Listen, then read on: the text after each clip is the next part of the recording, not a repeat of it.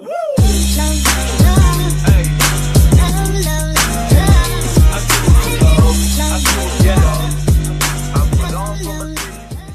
Friends, నా పేరు సందీప్. మీరు చూస్తున్నారు సందీప్ 360 టెక్.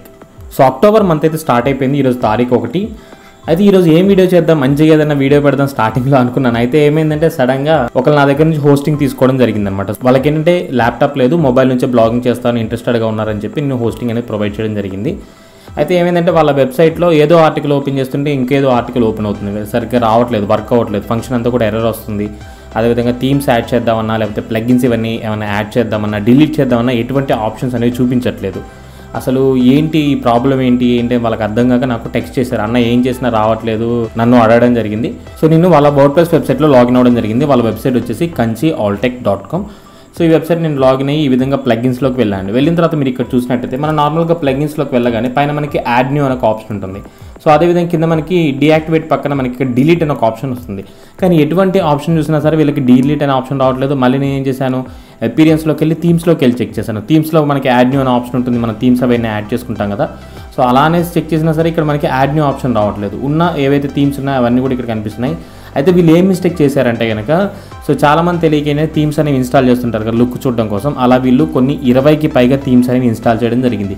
సో ఉన్న థీమ్స్ అన్ని కూడా నేను డిలీట్ చేశాను. ఎలా డిలీట్ చేశానంటే కనుక హోస్టింగ్లోకి వెళ్ళి cPanel అనే ఒక ఆప్షన్ ఉంటుంది.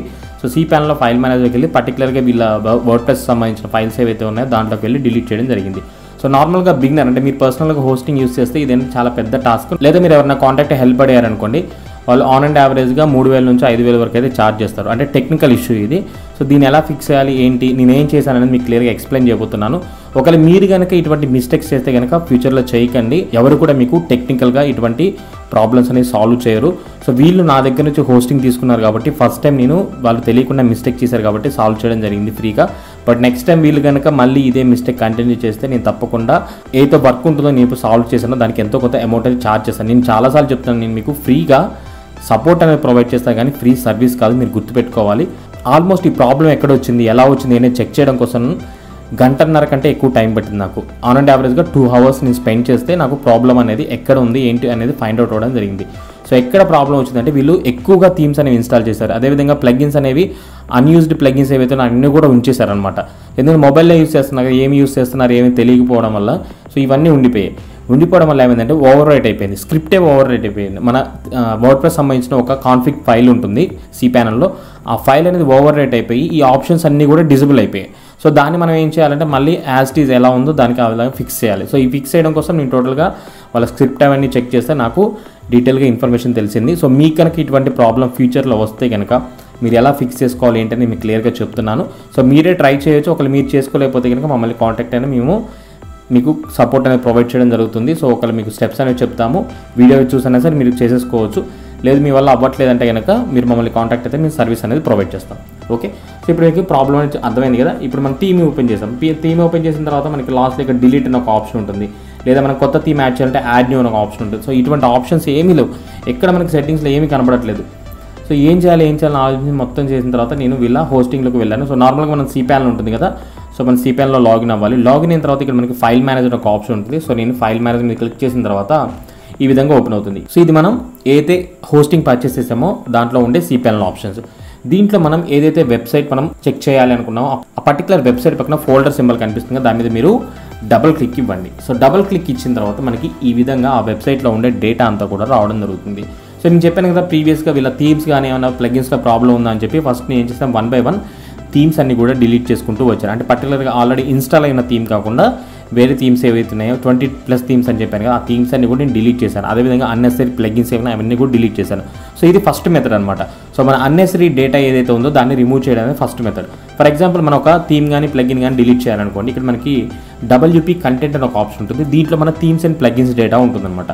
సో WP కంటెంట్ మీద క్లిక్ చేయండి. సో ఇదంతా టెక్నికల్ టర్మ్ అని నేను ముందే చెప్తున్నాను. రెగ్యులర్గా మనం వర్డ్ప్రెస్ మెయింటైన్ చేసేది కాదు, ఇంటర్నల్గా దాంట్లో ఉండే కోడ్స్ కానీ స్క్రిప్ట్స్ కానీ ఏవైతే ఉంటాయో వాటిని మనం ఏ విధంగా చేయాలి ఏంటని మీకు చెప్తున్నాను. సో మీరైతే ఇది సరదాగా కూడా ట్రై చేయకండి, ఎందుకంటే మీ కోడ్లో ఏమన్నా ప్రాబ్లమ్స్ వస్తే కనుక మీ వెబ్సైట్ అనేది కొలాప్స్ అయ్యే ఛాన్సెస్ ఉంటాయి. కాబట్టి మీరు ఎటువంటి మిస్టేక్స్ చేయకండి. జస్ట్ మీకు ఒక ఐడియా రావడం కోసం, ఇలా ఉంటాయి ప్రాబ్లమ్స్ అని తెలియడం కోసం ఈ వీడియోని క్లియర్గా చేస్తున్నాను. సో ఇక్కడ మనం చూసినట్టయితే కనుక plugins, themes, upgrades, upload and then W flags ఉంది. సో డబ్ల్యూ ఫ్లాగ్స్ అని మీకు ఉంటే ఉండొచ్చు, లేకపోతే లేదు, డిపెండింగ్ అని మనం అయితే ప్లగ్ఇన్స్ యూస్ చేస్తామో దాన్ని బట్టి కొన్ని ఉంటాయి. అయితే ఇక్కడ మనకి ప్లగ్ఇన్స్ అనే ఆప్షన్ ఉంది కదా, సో ప్లగ్ఇన్స్ మీద మీరు అగైన్ డబుల్ క్లిక్ ఇవ్వండి. డబుల్ క్లిక్ ఇచ్చిన తర్వాత మనకి ఈ విధంగా రావడం జరుగుతుంది. ఇక్కడ మీరు చూసినట్టు మనకి క్లాసిక్ ఎడిటర్, లాగినైజర్, వర్డ్ డిఫెన్స్, అదేవిధంగా word press SEO, WP statistics అని మనకి 5 ప్లగ్ఇన్స్ అనేవి ఉన్నాయి. అదేవిధంగా వీళ్ళ వెబ్సైట్లోకి వెళ్ళి నేను ప్లగ్ఇన్స్లో క్లిక్ చేస్తున్నాను. క్లిక్ చేసిన తర్వాత దీంట్లో ఏమేమి ప్లగ్ఇన్స్ ఉంటాయి ఏంటి అవన్నీ కూడా మీకు చూపిస్తాను. సో ఇక్కడ కూడా మీరు చూడొచ్చు క్లాసిక్ ఎడిటర్, హెలో డాలీ, లాగినైజర్, మనం ఇప్పుడు ఏవైతే చూసామో అవన్నీ ఉన్నాయి. ఎందుకంటే మీరు ఇక్కడ చూడొచ్చు హెలో డాలీ అనేది ఇక్కడ యాక్టివేట్ అని ఉంది, కానీ సి ప్యానల్లో మాత్రం చూపించట్లేదు. మీకు ఇక్కడ కనిపిస్తుంది కదా, సో సి ప్యానల్లో లేదు. సో ఇటువంటి ఎర్రర్స్ అన్నీ వచ్చాయి. ఎందుకు వచ్చాయి ఏంటని ఇప్పుడు మీకు చూపిస్తున్నాను. ఒకవేళ మీరు దీంట్లో ఏదైనా ప్లగ్ఇన్ని ఇక్కడ మనకి డియాక్టివేట్ ఆప్షన్ ఉంది కానీ డిలీట్ అనే ఆప్షన్ లేదు. ఫర్ ఎగ్జాంపుల్ ఇక్కడ మనకి క్లాసిక్ ఎడిటర్ ఉంది కదా, దీన్ని ఇక్కడ డియాక్టివేట్ చేసాం. మనకి క్లాసిక్ ఎడిటర్ అని అవసరం లేదు, డిలీట్ చేయాలి. కానీ ఇక్కడ మనకి డిలీట్ అనే ఆప్షన్ రావట్లేదు, ఏం చేయాలి? సో అందుకని నేను ఏం చేశాను అంటే సి ప్యానల్లో ఇప్పుడు వెళ్ళాను కదా, దీంట్లో మనకి క్లాసిక్ ఎడిటర్ అనే ఆప్షన్ ఉంది కదా, దీన్ని మీరు సెలెక్ట్ చేసి పైన మనకి డిలీట్ అనే ఒక ఆప్షన్ ఉంటుంది, డిలీట్ మీద క్లిక్ చేయాలి. సో ఈ విధంగా మనం ఏవైతే ప్లగ్ఇన్స్ కానీ థీమ్స్ కానీ ఎక్స్ట్రాగా ఉండి మనం వర్డ్ ప్రెస్ నుంచి డిలీట్ చేయలేకపోతున్నామో సేమ్ అదే విధంగా మనం ఇప్పుడు పర్టికులర్ ఆ ప్లగ్ఇన్ ఏదైతే ఉందో దాన్ని డిలీట్ చేయడం జరిగింది. ఇక్కడ మనకి కనిపిస్తుంది క్లాసిక్ ఎడిటర్ అని. నేను అగైన్ మళ్ళీ రీఫ్రెష్ చేశాను, ఎందుకంటే మనం అక్కడ డిలీట్ చేసాం కదా, ఇక్కడ ఆటోమేటిక్గా రిమూవ్ అయిపోతుంది అనమాట. సో అగైన్ నేను రీఫ్రెష్ చేయడం జరిగింది, ప్రాసెస్ అవుతుంది.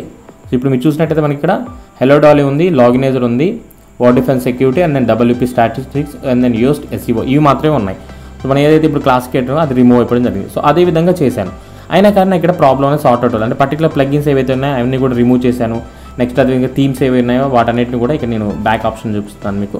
ఇక్కడ థీమ్స్ అనే ఆప్షన్ కనిపిస్తుంది కదా, సో థీమ్స్లోకి వెళ్ళి కూడా ఆ 20+ థీమ్స్ అన్ని కూడా నేను డిలీట్ చేయడం జరిగింది.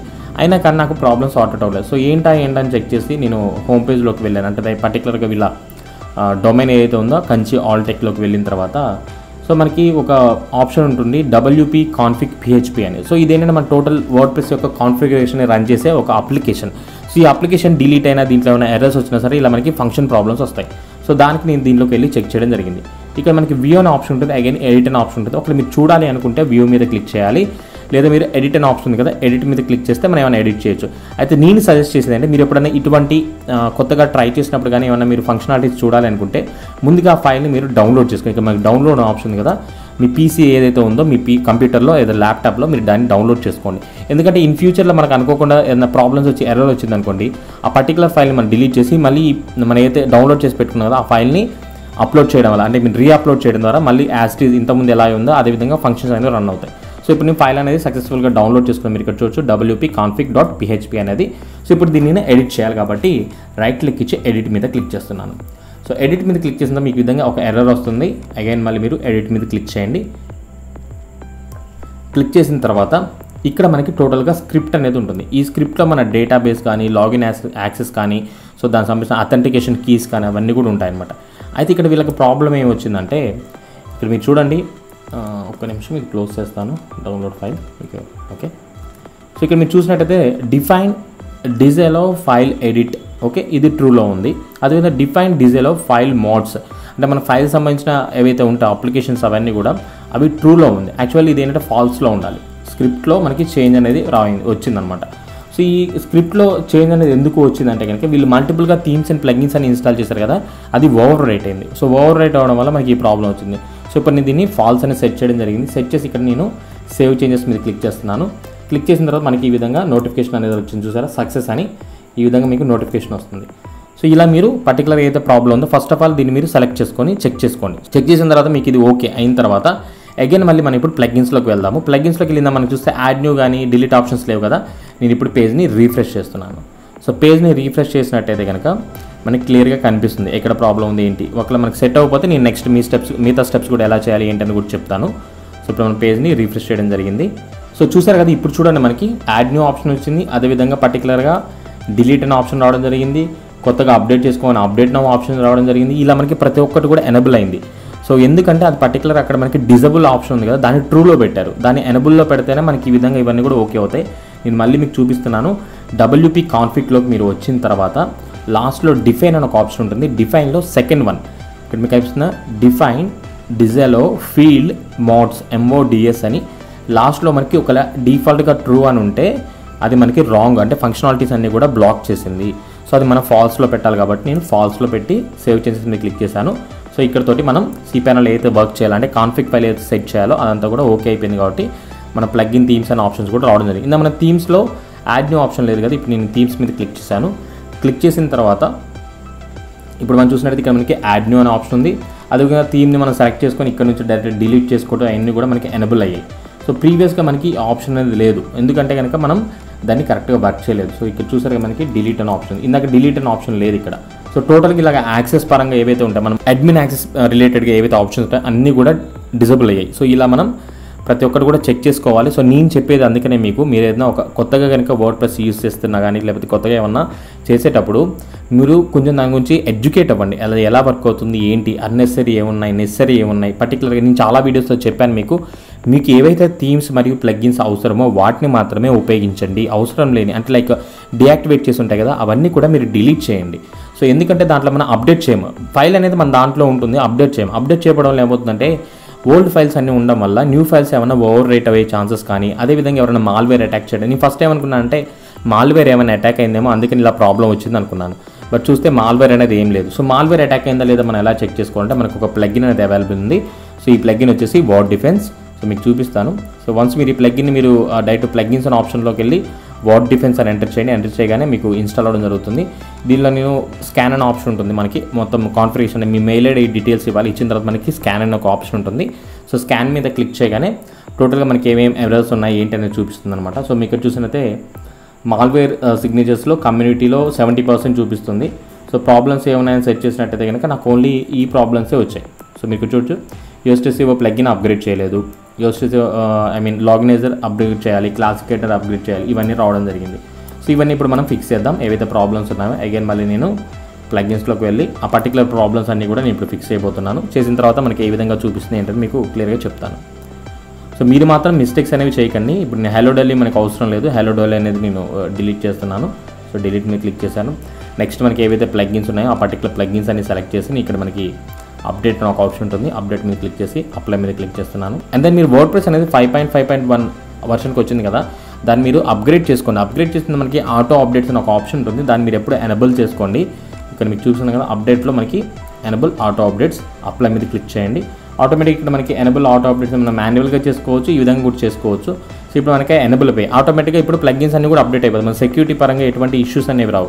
సో మీరు కనుక సెక్యూరిటీ పరంగా ఇష్యూస్ ఏవైతే ఉన్నాయో అవి సరిగ్గా మెయింటైన్ చేయలేదనుకోండి, మీ డేటా లాస్ అవ్వడం కానీ, హ్యాకర్స్కి రీచ్ అవ్వడం కానీ ఇలా మనకి చాలా ఉంటాయి. అందుకని మనం ఎప్పటికప్పుడు మన వర్డ్ప్రెస్ వెబ్సైట్ని కేవలం ఆర్టికల్స్ పెట్టి అవి చేయడమే కాదు, మీరు ఒకసారి మీ వర్డ్ప్రెస్ వెబ్సైట్లో లాగిన్ అవ్వండి. లాగిన్ అయిన తర్వాత మనకి ఇక్కడ టూల్స్ అనే ఒక ఆప్షన్ ఉంటుంది. టూల్స్లో మనకి సైట్ హెల్త్ అనే ఒక ఆప్షన్ ఉంటుంది. సో దీని గురించి నేను డీటెయిల్గా కూడా ఒక వీడియో చేశాను. అగైన్ మళ్ళీ మీకు చెప్తున్నాను, సైట్ హెల్త్ మీద క్లిక్ చేయగానే మన వెబ్సైట్ యొక్క పర్ఫార్మెన్స్ ఎలా ఉంది, ఎక్కడ ఎర్రర్స్ ఉన్నాయి, క్రిటికల్ ఎర్రర్స్ ఏంటి, సో ఏమైనా సర్వర్ పరంగా ఏమైనా ప్రాబ్లమ్స్ ఉన్నాయా, లేదా cPanel పరంగా ప్రాబ్లమ్స్ ఉన్నాయా, థీమ్స్ పరంగా ఏమైనా ప్రాబ్లమ్స్ ఉన్నాయి, అలా ప్రతి ఒక్కటి కూడా మనకి ఈ విధంగా రావడం జరుగుతుంది. సో మీరు ఇక్కడ చూసినట్టయితే సైట్ హెల్త్ అని రిజల్ట్స్ ఆర్ స్టిల్ లోడింగ్, అంటే వాళ్ళు మన సైట్ అంతా కూడా స్కాన్ చేస్తున్నారు, అంటే పర్ఫార్మెన్స్ ఎలా ఉంది, ఎర్రర్స్ ఎక్కడ ఉన్నాయి ఏంటి అనేది స్కాన్ చేయడం జరుగుతుంది.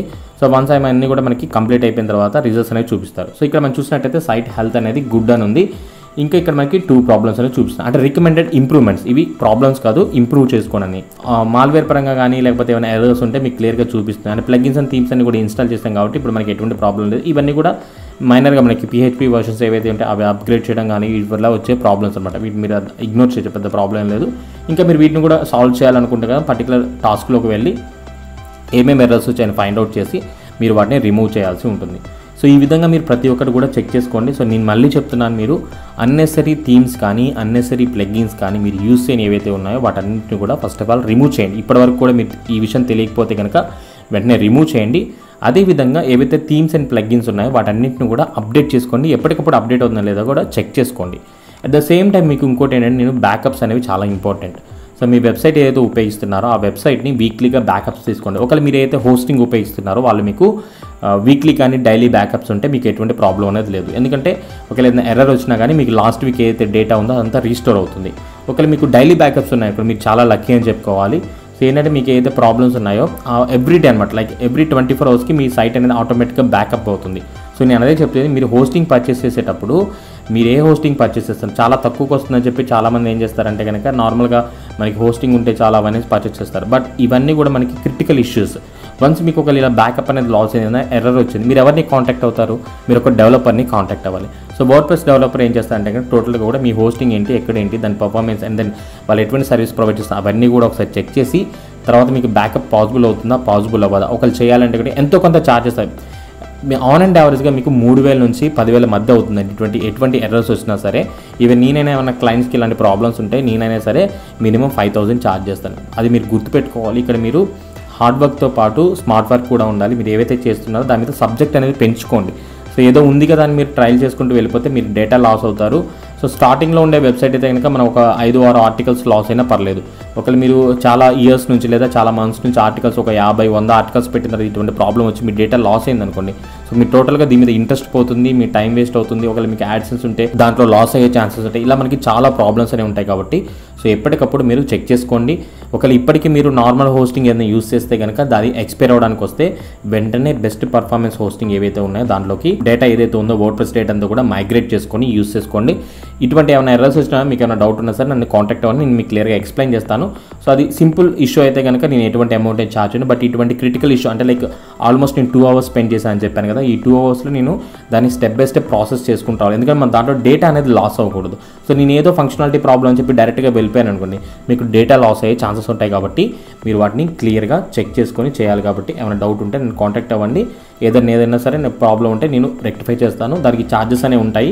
అందుకే నేను చెప్తున్నాను, మీరు జాగ్రత్తగా మీ వెబ్సైట్ని మెయింటైన్ చేసుకుంటూ సెక్యూర్గా ఉండండి. హ్యాపీగా బ్లాగింగ్ చేసుకోండి, మనీ ఎర్న్ చేయండి. సో ఇటువంటి రిస్క్ ఫ్యాక్టర్స్ ఉండకూడదు అంటే కనుక మంచి హోస్టింగ్లోకి మీ వర్డ్ప్రెస్ వెబ్సైట్ని ఇమీడియట్గా మైగ్రేట్ చేసుకొని చాలా సేఫ్గా సెక్యూర్గా మెయింటైన్ చేసుకోండి. అయితే యాక్చువల్లీ ఈరోజు నేను వేరే వీడియో చేద్దాం అనుకున్నాను, కానీ అన్ఎక్స్పెక్టెడ్గా ఈ వీడియో చేయాల్సి వచ్చింది. ఎనీవే మనకైతే ఒక video and then useful video అనేది అవైలబుల్ ఉంది కాబట్టి మీకు కూడా తెలుస్తుందని చెప్పి నేను చేయడం జరిగింది.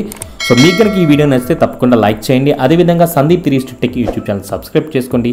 పక్కనే ఉన్న బెల్ ఐకాన్ యాక్టివేట్ చేసి ఆల్ ఆన్ ఆప్షన్ సెలెక్ట్ చేసుకుంటే ఇలాంటి మరిన్ని వర్డ్ప్రెస్ అండ్ టెక్నికల్ ఇష్యూస్ గురించి కూడా అందరికంటే ముందుగా మీరే తెలుసుకోవచ్చు. Thank you for watching.